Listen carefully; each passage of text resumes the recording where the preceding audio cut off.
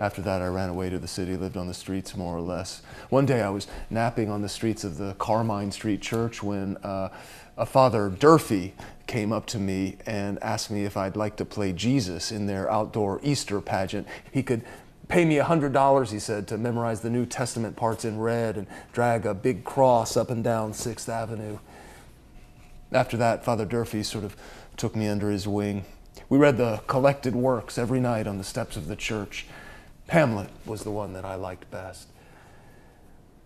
My first play was The Fall of the House of Usher. I played a wall. Parkside Junior High, Wheeling, West Virginia. Oh, I was stage struck and stardusted and all sweet 16, so I ran too. Bus roaring through the neon night, Port Authority at dawn. I found a room at the Hotel Allerton for women right across the alley from the Ethel Barrymore Theater. A sign on the door said, "Transients and permanents, same weekly rate." I lied about my age, got a job at Hojo's Times Square, right downstairs from the Follies Burlesque with a K, the Pussycat Cinema, and a live runway. The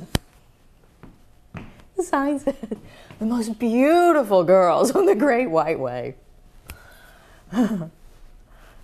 End of a shift. I could watch the Broadway marquees twinkling in the night. All of a sudden, it was next day noon. I was on a futon, but I didn't know where. A stranger was lying next to me asleep. Her face was hidden in her hair. I couldn't remember her name. What was it? Was it Claire? But her name didn't matter, only the fact of her body and that she was there. In a panic, I bounded down the stairs and into the punishing light of day. The streets were gray with slushy snow, and I had to get home to Mary, but what would I say when I did? I looked down and saw a wet 2x4 lying in the gutter, so I picked it up and smacked myself in the head. It opened up a gash the size of a dime over my eye, and the blood trickled down my lashes and over my chin and puddled in a pool in the nook of my neck. When I got home, Mary, was sitting on the bed, looking forlorn but defiant. Lied that I'd been mugged in an alley on the way back home, been unconscious for hours and lucky to be alive. Mary sat me on the bed and doctored me up, and I thought about how a woman's love equals forgiveness and how I better fess up about the booze and the bed and the pretty puppeteer and my chronically broken heart. But before I could, or thought I could, but probably wouldn't, Mary said, "We have to talk." "There's somebody else," she said. "What? Who?" "Just somebody I met at work," she said. "It doesn't matter," I said.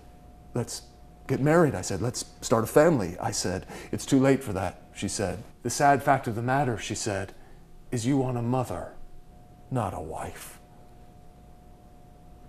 I duck in for a drink at Il Vagabondo, just a little nip and tickle. Another at the Haunted Crow. I toast myself. Here's to unemployment. I stroll through the village even though it's starting to snow again and cold as a witch's tit in a brass brassiere.